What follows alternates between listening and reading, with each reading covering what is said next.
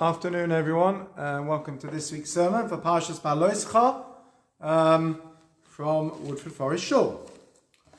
We'll start with the additional Psalms Tehillim for those who are unwell. If you have a book, please do join in. It's page 510 in the Singers.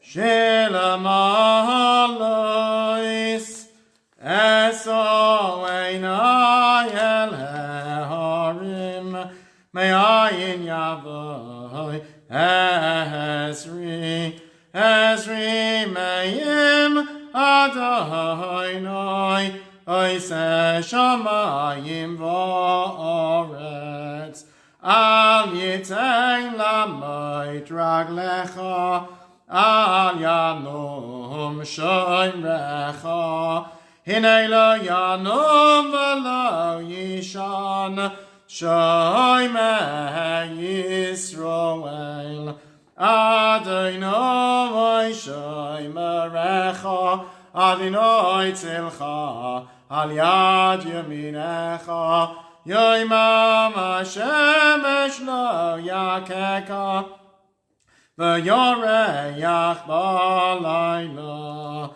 Adonai yishmorecha Mikol ra yishmor es nafshecha Adonai yishmor tzeitzcha v'yecha Me'ata v'yad olam. A song of ascents. I lift my eyes up to the hills. From where will my help come? It comes from the Lord who made heaven and earth. He will not let your foot stumble. He who guards you does not slumber. The guardian of Israel neither slumbers nor sleeps. The Lord is your guardian and your shade at your right hand. The sun will not strike you by day, nor the moon by night. The Lord will guard you from all harm. He will guard your life. He will guard your going and coming, now and forevermore. We're going to say prayers for those that are unwell. We have a list of names. If people have names to add, if you let us know. In the meantime, please say the name out loud or to yourself at the point in the prayer where we're saying the names. Everyone who needs should have a speedy recovery from illness and from all sorrows. Yes,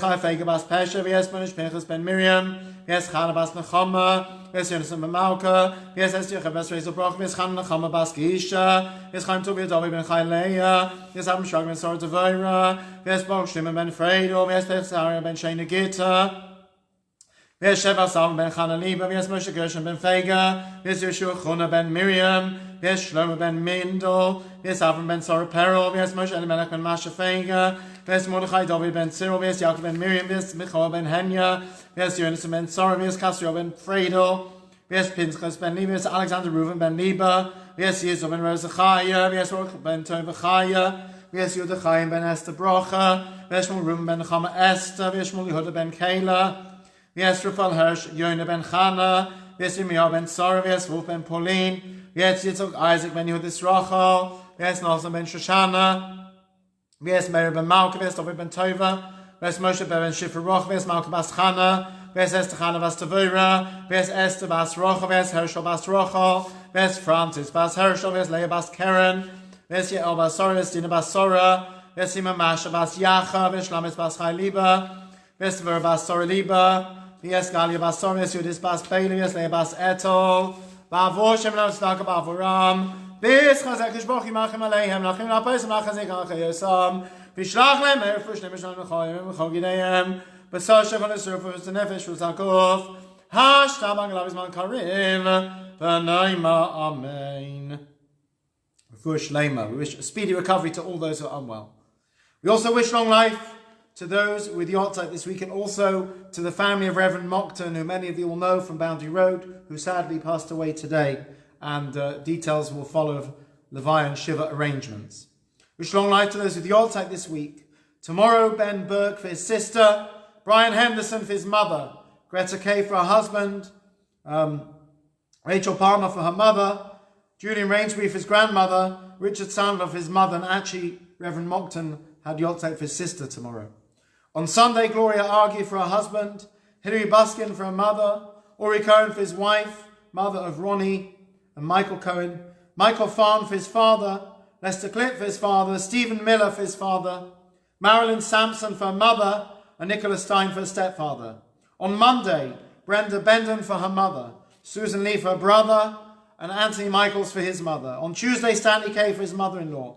On Wednesday, Sheila Bentley for her brother, Deborah Chenanko for her father, Sonia G for her mother, Sylvia Green for her husband, and Lawrence Schaffer for his father.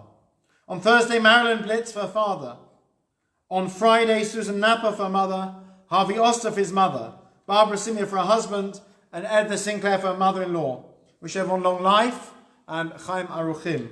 El Malarachamim, Sheikheim Bamraimim, Hamatzei Menucha Mechaina Tang Ve'ashchina, V'ma'alois Kedoshim Terim Kazarikim Masirim, Es Nishmas, Hershel Bas Berol, V'es Mari Leah Bas Yitzchok, V'es Brocha Bas Label, V'es Sor Bas Chaim Eli, V'es Moshe Ben Adolf, V'es Rivka Bas Ike, V'es Aliza Bas Yosef Sukari, V'es Shira Ben Mordechai, V'es Shlomo Ben Yehuda Leib, V'es Rivka Bas Ike, V'es Moshe Ben Sarah Bas Avraham, V'es Daniel Zelig Ben Shlomo Moshe, V'es Mordechai Ben Shimon, V'es Yizka Bas Shlomo Yechiel, V'es Noach Shlomo Ben Yosef Olov, V'es Leib Ben Eliezer, V'es Freida Bas Rav Yaakov Eliezer, V'es Pasha Bas Leib, V'es Gold Bas Hershel Shalchu Loilamam, Ana Marachamim Asarein B'Seisek and Avav Niyoilamim, V'yitov B'Tachayis Yishmas Adnoi Nachal Asam, Yenuchim Shlomish K'Vaisam,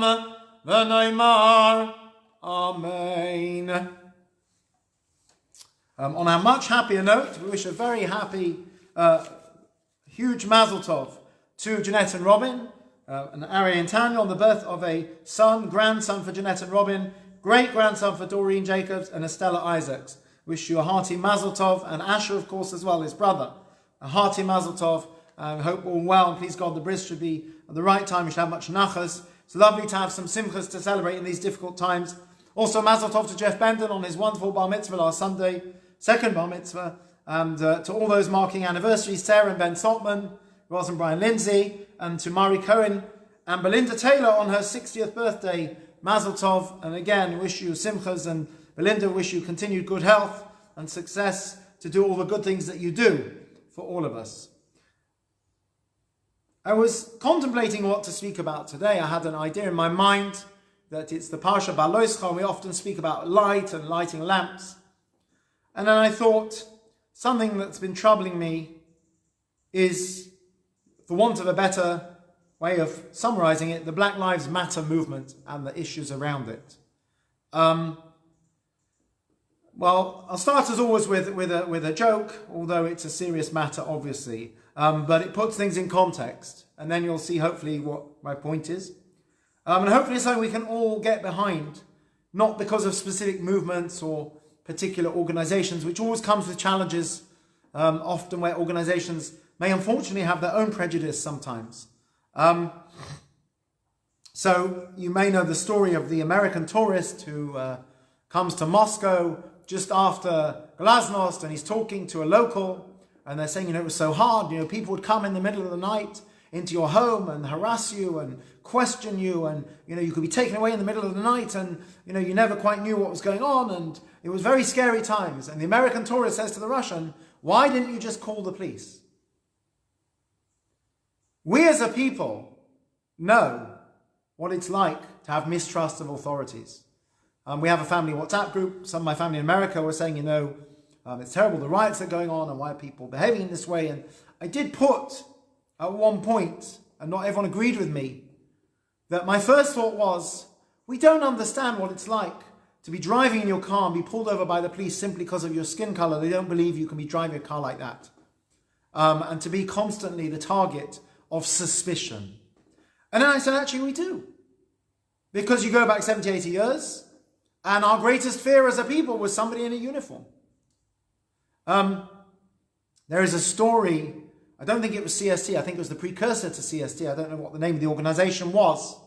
Alan Levy told me once, who works for CST, some of you may know, I think he's from around here, from Hackney originally. Alan, dear friend, told me that in the 1950s there'd been a murder in Stamford Hill, and the police were going door to door. making inquiries. And although it was nothing to do with the Jewish community, but they were knocking on doors, and they were having doors slammed in their faces. And they came to the precursor, whatever it was, to the CST, a community organization there, and they said, we don't understand what's going on. And they said to them, try going in plain clothes. And when they knocked on doors without the uniforms, people were much more welcoming. It's hard to imagine a time, because of course people had come through the Shoah, many had fled from Europe to this country, and the sight of a person in uniform didn't fill them with confidence, it filled them with dread. Maybe we can understand what it's like for African Americans, or for that matter, for the BAME community in this country, to not feel safe, to have to raise your children, that if you see a policeman, there's a chance he may hurt you, and you have to run away as quickly as you can. I know there are all kinds of issues which people are going to throw at me. There are issues with social issues and communal issues and getting our house in order, and each community has to get its own house in order, and there's crime, and there's antisocial behavior. But when you strip all that away, it certainly should concern us, because we know what it's like to not be able to trust the authorities to look after you, to have that fear. We know what it's like because we've been through it ourselves. We've been through it in biblical times, we've been through it in the Shoah, and listen, it's not so long ago we were saying what would happen if Jeremy Corbyn came to power. Would the Jewish community feel safe in this country? So we do know what it's like. I'm not saying that we should all go and march with Black Lives Matter. There are all kinds of issues with that, not least perhaps their attitude sometimes. And again, it's not one organisation, there are different chapters. And in some places, it's like the Women's March in America, which at one point became quite anti-Israel. It's got nothing to do with the subject. And it makes it very hard to align yourself with organisations when there's always this question, actually, do they like us? What is their approach to Israel, to BDS, to the Jewish community? But on a personal level, on an ideological level, it should trouble us. Look, I also don't think it's the smartest thing right now with COVID-19 to go out and protest about anything. But I understand people feel very strongly. 2 years ago, even a year ago, people felt so strongly about Brexit. Now it's forgotten. Could be for some people, COVID-19 is forgotten with institutionalized racism and protests that are going on. I don't know. I'm not saying we should do that. But I am saying it's something that should really hit us in the gut. It should be very gut-wrenching to think that we live in a world where people, because of their ethnicity and for no other reason, can be afraid of the authorities and can be persecuted and subject to racism. And it definitely happens. And we don't see it because, thank God, we don't experience it.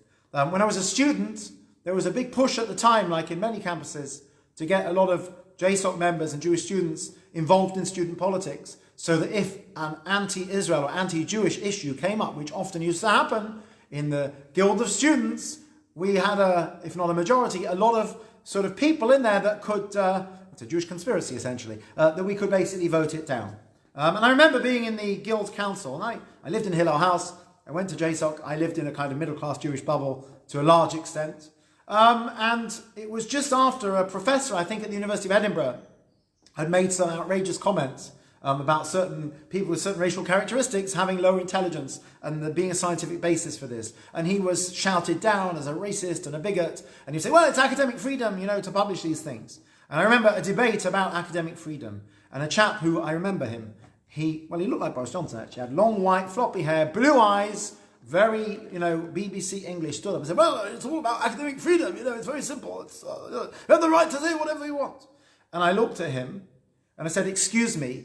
I said, have you ever been the victim of prejudice? He said, no. I said, I thought not. I said, because you come from the majority. I said, so you don't really understand what it's like to be on the receiving end. It's easy for you to preach your tolerance. And in the end, I can't remember, the motion I think was defeated. But it's very easy for those of us who don't experience it to not understand. We as a people have experienced it. If not now, certainly in the not too distant past. We know what it's like to have no trust whatsoever in the authorities. And therefore we should understand other communities that are going through that. And it should bother us. And we should look at ways to support them in practical ways, not necessarily marching and protesting, but certainly find ways to show our support. It should trouble us. Otherwise, when we say never again and all these things, it lacks meaning. And I really feel that very strongly. I really do. It can be as simple as just being menschlich to our neighbours. How often, without realising it, are we prejudiced? How often do we make assumptions about people? How often do we jump to conclusions? Just being a mensch, just saying good morning to somebody and smiling at somebody because they're a human being without looking at their race or their creed or their color is so precious. There's a wonderful story which I've told many times. I believe it's true. I heard it from someone that was there. There are a group of shochtim, some places have full-time kosher meat plants, but other places not economical. So shochtim people who shecht, who slaughter kosher meat, tend to live in religious communities. So if you have somewhere like, for example, Argentina or Poland, shechita takes place, they don't necessarily have full-time, year-round religious communities. People will fly out there, or they used to anyway, for a month or two and do a whole load of shechita and go home. So in Argentina, although there is a large Jewish community, also I know somebody who used to fly regularly for long periods of time to do shechita. And they would go to this plant, I don't know exactly where it was, I'm guessing somewhere central. A group of them, these shochtim, religious Jews, all looking the same, no doubt, with their hats and their beards and their black coats and what have you. And one day, they were in the middle of their few weeks of time there. Comes the end of the day, and they're all leaving the plant. And as they're leaving, the security guard says to them, one of you is missing. And they all think, no, we're all here. He says, no, I promise you, somebody is missing. Anyway, finally they listen, they go back into the plant, they have a look around, and they find one chap who got locked in the freezer. And this is a big industrial freezer where if you get locked in there for long, I imagine, you'd come to quite a sticky end. And they rescue him and he's okay. And afterwards they got to the guard and they say, surely we all look the same, with our hats and our beards. And how on earth could you possibly know there was one chap missing? And the guard says, because he's the only person who used to say good morning and good evening to me. It's sad on the one hand, on the other hand, it could save your life. It's being civil to people, being a mensch, being a good neighbour, not just to our own community, but to the wider community as well, understanding those struggles. I don't have an answer how we relate, how we do something about it, but it pains me. It pains me to see there are people who do not feel they can trust the institutions, whether it's in this country or the States. It really does pain me, and it is of concern. It is a Jewish value to have law and order. It is a Jewish value to have systems of justice that are fair and equitable. And if that's not the case, it's something that should pain us, and we should cry out. And quite a few of my colleagues did tweet about this and share things about this, including Rabbi Liss, chair of the Rabbinical Council of the United Synagogue. So while we're sitting at home in lockdown, whatever we can or can't do about this, it really should bother us that the world is still very much an unequal place. And what we went through 70, 80 years ago, there are still people going through that today. I really hope that we as a community can find some way to show our support and solidarity for other minority communities at this time. I think it's really important, as we would want them to show solidarity for us. And many of them did at the time of the elections when the chief rabbi spoke and other religious leaders came forward in his support. We have to do the same. And watch this space, because I'll be looking for ways that we can do that. And I have to say, in Redbridge, there's an excellent relationship between the different faiths and faith communities and faith leaders. So hopefully we can find some way to show our support to one another. Because ultimately we are all created in the image of God. We are all human, and basic respect for all is a Jewish value. I wish everyone a wonderful Shabbat. May we appreciate the freedoms that we have and really take to heart for those who still don't enjoy them. Take care and Shabbat Shalom.